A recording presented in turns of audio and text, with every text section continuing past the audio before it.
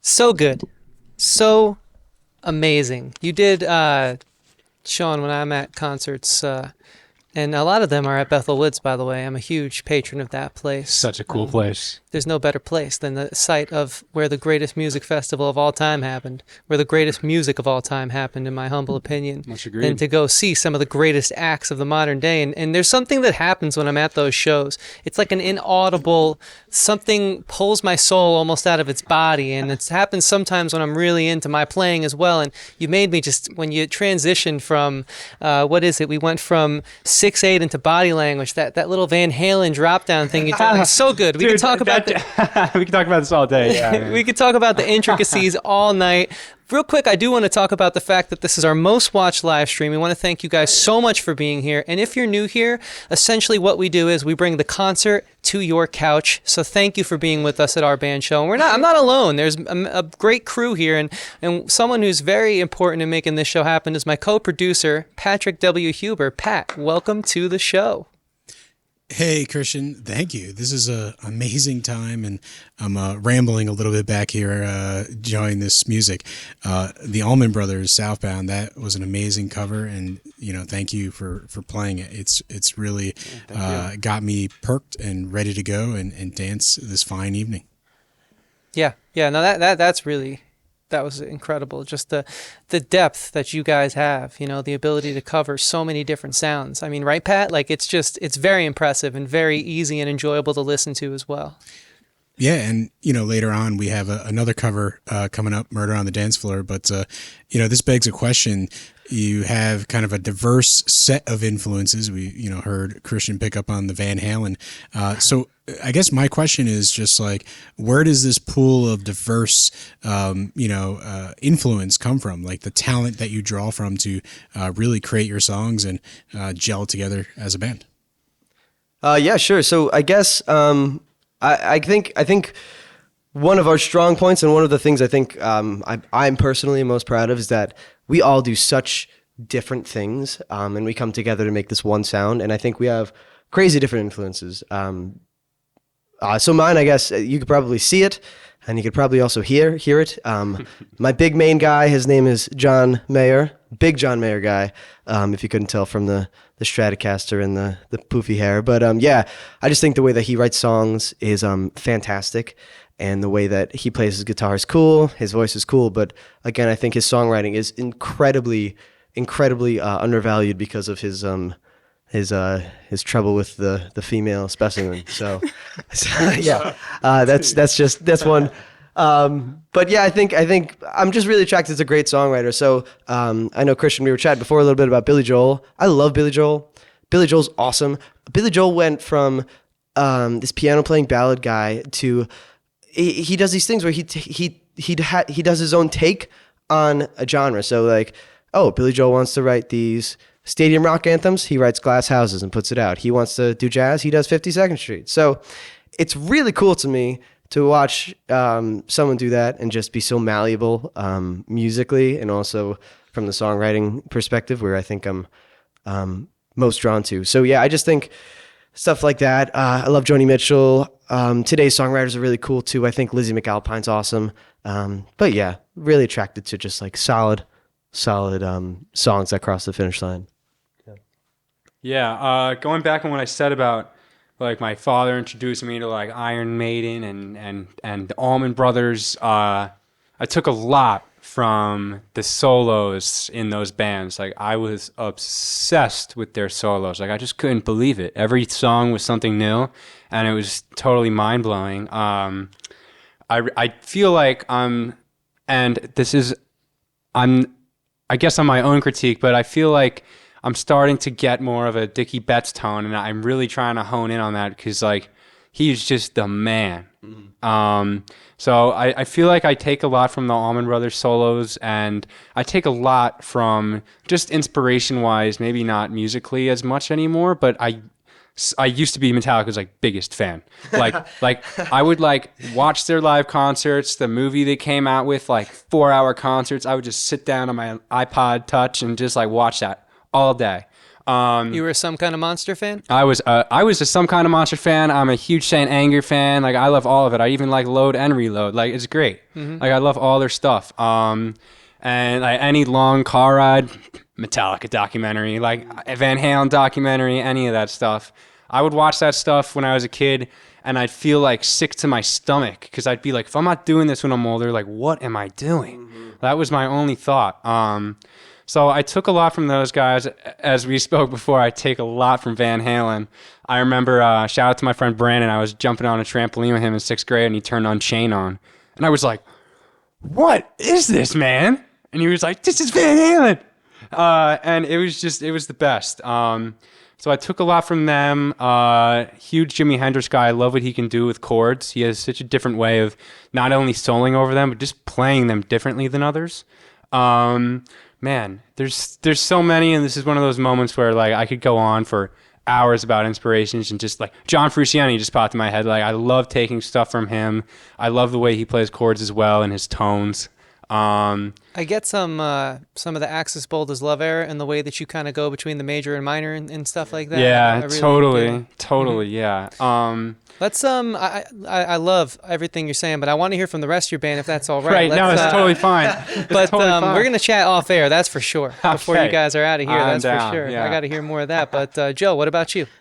Yeah, the first drummer I ever remember listening to was Jimmy the Rev from Avenged Sevenfold. He, unfortunately, he's passed on now, but he's the first drummer, maybe not the first drummer I remember listening to, but the first drummer I remember listening to him and my brain basically exploded. That was probably like early 2010s.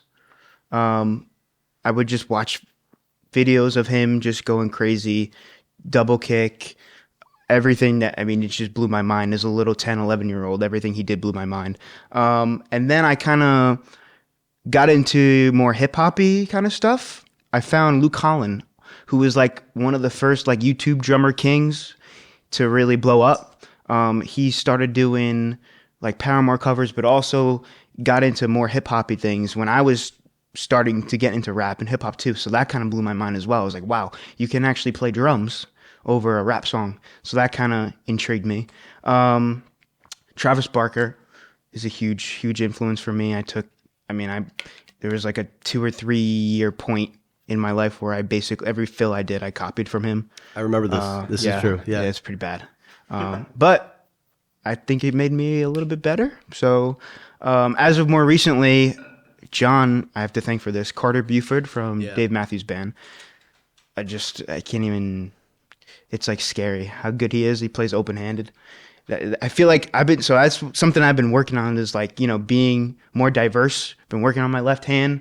He plays open-handed. I feel like that just opens up so many more things that you can do. You're not limited because you're crossed over here. Playing open-handed is honestly how you should be taught, in my opinion. But, if you're a righty, that's more natural. So whatever. But I've definitely learned a ton from Carter Buford. If we're talking like just overall bands, my favorite band right now is probably Bring Me the Horizon. I could go. You guys are all over the place. Yeah, so there's really no straight. It's awesome road. What about you, Marco? So a lot of different genres as well. I want to say, one of my earliest inspirations had to have been James Jamerson. Because my parents played all different types of music for me, including classical, soul, rock, R&B, new wave. But James Jamerson really stuck out to me because of his ability to play active bass lines, but at the same time stay in the pocket because his timing was just so pristine. And it wasn't just him; it was also later on Pino Palladino. I got really into because I've gotten a lot of gigs doing blues rock and whatnot. I've listened to a lot of the John Mayer Trio stuff, and that's where a lot of my inspiration comes from when I play rock music. Anything that is more blues based. But when it comes to R&B and hip hop, I absolutely love his work with D'Angelo. Yeah. And, obviously I'm also really into upright bass players as well. I also play upright bass. I'm really into Dave Holland at the moment, Ron Carter. And as far as jazz on electric bass goes, I would probably say Jeff Andrews, rest in peace at this point, and definitely Tony Levin, huge Tony Levin fan. Nice. I feel like I hear all of it too, I hear all the different influences at different moments, but the cool thing is, and I think it speaks to the songwriting, it's not a carbon copy by any means, it's its own unique thing that can only be made because of everything that you listen to. And I really appreciate that from just sitting back and getting to enjoy it here. And so, one thing I did enjoy, I happened to have been at that concert that you guys played at Bethel Woods. And it was pouring rain. Yeah, and sure was. But Oh, the we know people it. showed up. And it was a great time. And I did actually catch some of your performance. I always make it a point to go and check out the local opener if I can, if traffic allows. And yeah, you guys were great. And it's really cool to, a year later, meet you guys in person.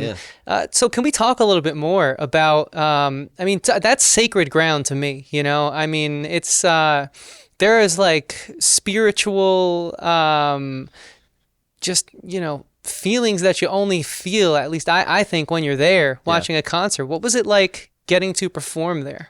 I think it was so cool. Not only I think collectively, I was talking to Joe about this not so long ago. The coolest part of our day, I think, was not so much the playing, which I know feels crazy, but it was just driving up to the stage in our car. Yeah, that, and just seeing the stage. That was such a surreal moment. Yeah, it's so cool because we could kind of go through the list, like X amount, like they were here, and then yeah, we're lucky enough to have a good relationship with the people there, so we were too. Right. Yeah, it was definitely the coolest experience ever. And they gave us tickets to go see Fogerty too. We were like up close. Yeah, it Come was on. sweet. How do you beat it? He's still got it. They're class acts. He still got Yeah, it it. was So is so Thorogood, Yeah, for True to Woodstock fashion, Yeah. Just complete torrential downpour. Yeah, they were they were minutes away from cutting our set because I think we started at 5 or whatever it was, and they said if this rain doesn't stop by 5, you're not going on. We're sweeping water off the stage like minutes before, trying to keep everything electrical wet. And at 4:59, someone made the call. You know what? You're going to play. So we had 60 seconds to grab our stuff, ran onto stage. To people in ponchos walking into Bethelwood. So it was fun. It was a good awesome. time. Yeah. And thankfully, the National Guard has not been needed to make the concerts run efficiently since the original performance. Pat, how you doing over there? How am I doing? I'm still here, still doing great. Yeah, you guys are fantastic. You have like this mix of the influences and great experience at Bethel Woods. And I guess my next question is, from an audience point of view, what is it that you want to convey to them, and what feeling do you want to give to them? What is sort of the core of the emotion that you want your fans to feel? Yeah, that's a great question, Pat.